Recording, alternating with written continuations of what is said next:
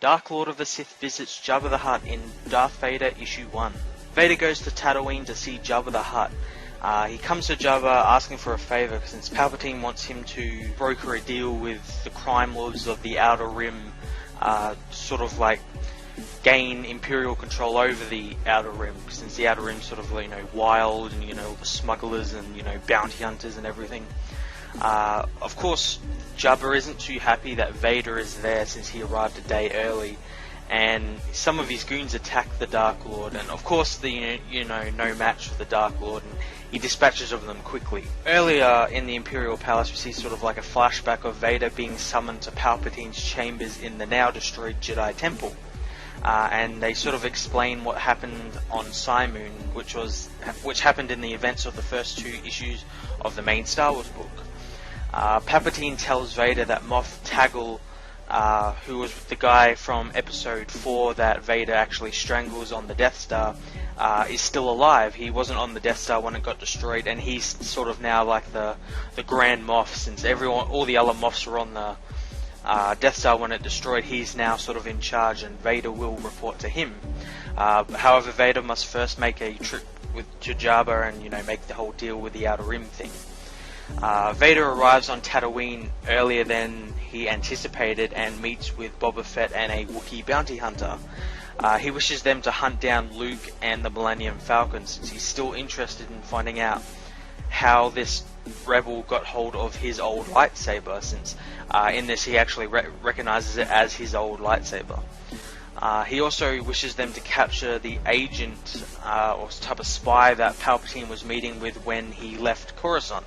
He was meeting with some weird, cybernetically enhanced spy, and Palpatine wouldn't tell him who it is, so we don't exactly know who it is yet. Darth Vader thwarts a pirate's attempt to destroy an Imperial shuttle and make off with some cargo.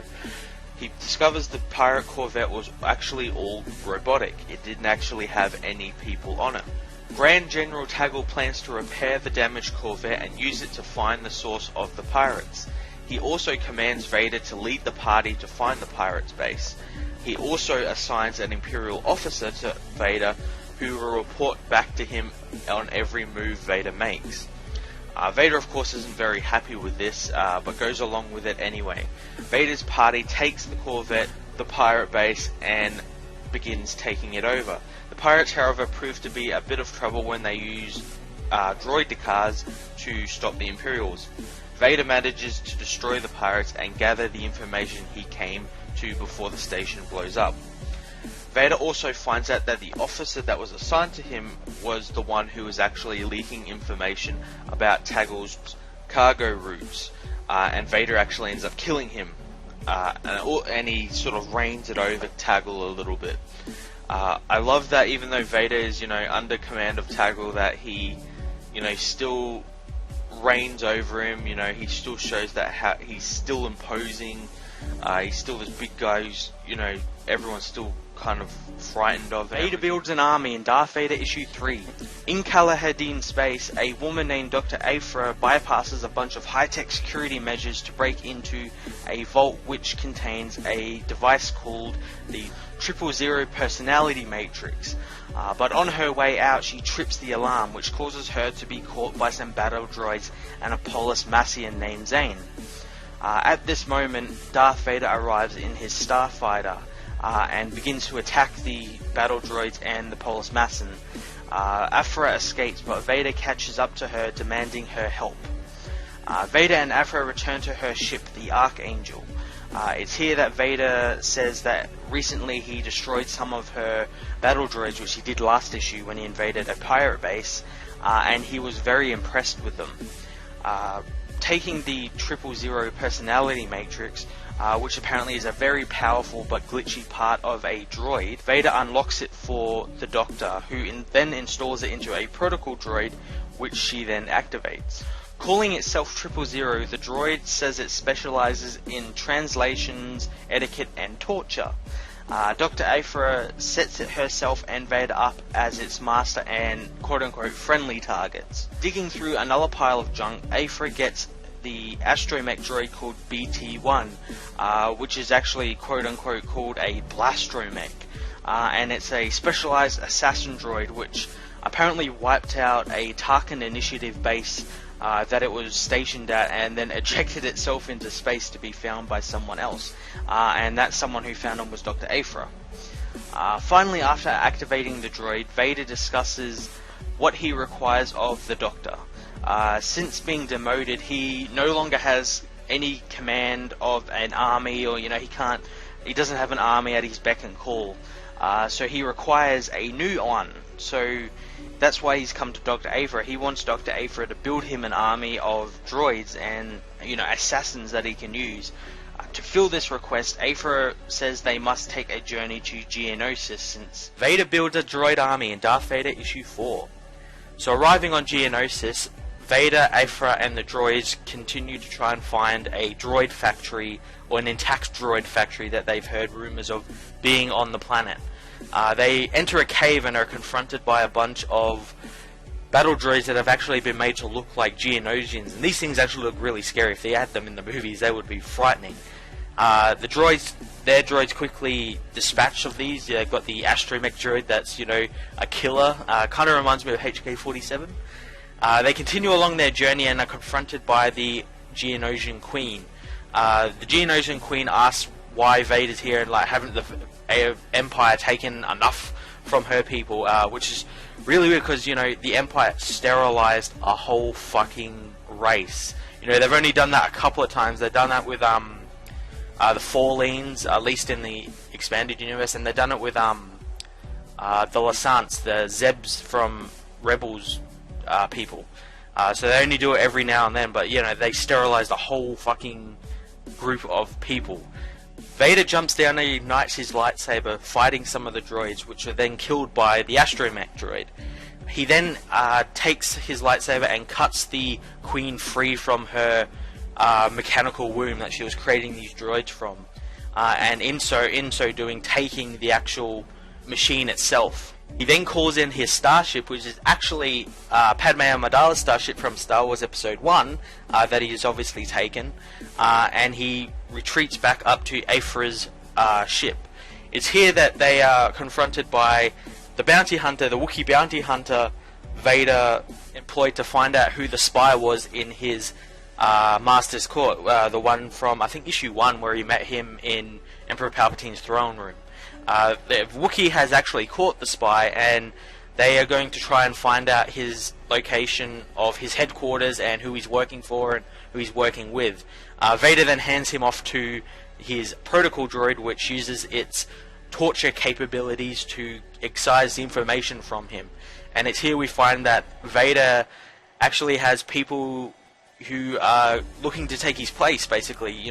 The Emperor has other Padawans, basically, other apprentices, and so Vader sets course for this place, and just heads off there to, I guess, kill all these, competition. When we last saw Vader and Dr. Aphra, they were heading to the coordinates of Vader's replacements that the Emperor said he was grooming. The facility looks like it's constructed on some type of giant space whale sort of thing. It actually looks really cool. And Vader isn't too happy with it. He calls the thing like an abomination, and, it's technology and a living being, melded together, which is kind of ironic since he's that. As usual, Vader, makes his way onto the ship and, wipes out a little small army with his army, and, basically takes over the facility. And as it turns out, his replacements were expecting him, and they're anxiously waiting for him and waiting to, sort of fight him, square off with him. But they're neither Sith nor Jedi, and that they're actually cyborgs that don't have the Force, but have things that sort of mimic the Force. Like, when they use, the quote-unquote Force jump, they're using, rockets in their shoes and everything, and they use some form of, it's like a sonic weapon or something to simulate force push and stuff. And we find out that the cyborg that Vader tortured, Silo, is actually still alive. He has another iteration of him. I think it's number 5, Silo 5, and he reveals he hasn't only constructed these two cyborgs, but a bunch of different things. There's a Trandoshan, there's some robots and stuff. So he's got kind of a small team of these cyborgs to serve the Emperor. And the Emperor's, apparently always looking for ways to upgrade his apprentices and, the technology appears to be the way he's, taking a look at this time. Vader obviously doesn't like these robots, and, because he's, with the Force and everything, nothing compares to the power of the Force, so he sees them as sort of like a blasphemous sort of thing. And Silo points out that Vader should consider them his own children, seeing as they're very much like him, they just don't have the Force. The Emperor actually ends up turning up, and he wants to see what these people can do, so he pits them against Vader.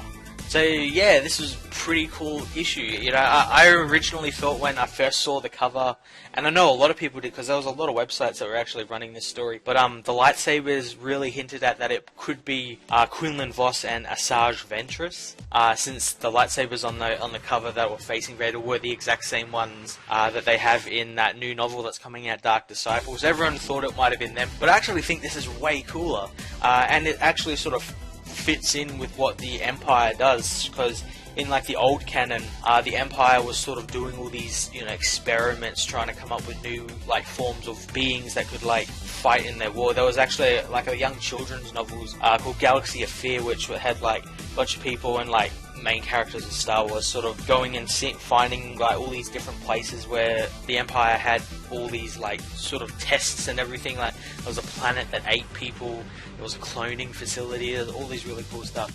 So it's really cool that they're sort of still doing that. I really like that aspect of the Empire. Vader continues his battle with the cyborgs as his master and the cyborgs creator Silo watches on. Silo runs through the roster of assassins that he has made for Palpatine. The cyborgs seem to be evenly matched with Vader, but they are merely toying with him and testing his defenses. Silo orders a battle to the death between the cyborgs and Vader, and the cyborgs move in, fighting each other as well as Vader.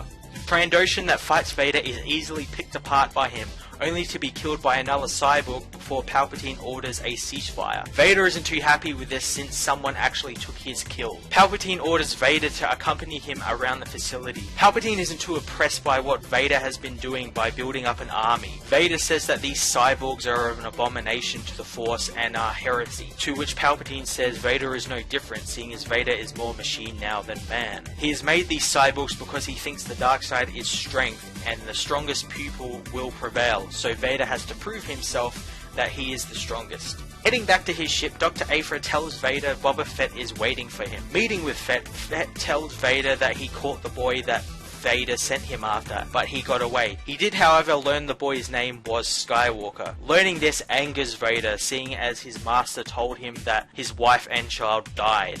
Contacting the Emperor, Vader intended to tell the Emperor what he has found out about the boy, but he hides it from the Emperor, simply telling the Emperor that he won't fail him. So yeah, wow. Fantastic issue. What I really like about this series is that its main character has no facial expressions, yet we get so much emotion from the character in there's scenes where he's actually told it's Skywalker. He actually shatters the glass and everything around him. It's sort of reminiscent of that scene in Revenge of the Sith where he gets told Padme dies and he just breaks everything in that laboratory room. Sort of like that. It's stuff like that that really makes me like this series, because there's no face to Vader. It's just like a still face, a mask. So he can't emote and everything, but he emotes using his hands and what he says and everything. So it's really cool that they keep doing that. Kieran Gillen does it so fantastically.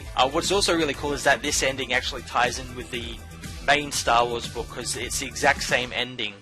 With Fett telling Vader that he found Skywalker and everything. So it's cool that they've sort of starting to intertwine and everything. Really cool. But yeah, I'm going to give this issue a 9 out of 10. Hey guys, Joel here reminding you that this video was made possible thanks to our many great patrons. If you want to become a patron and get exclusive comic book cast content, then click the Patreon link below and see how you can help us bring you the content you've come to love. Every little bit helps, and thanks for listening.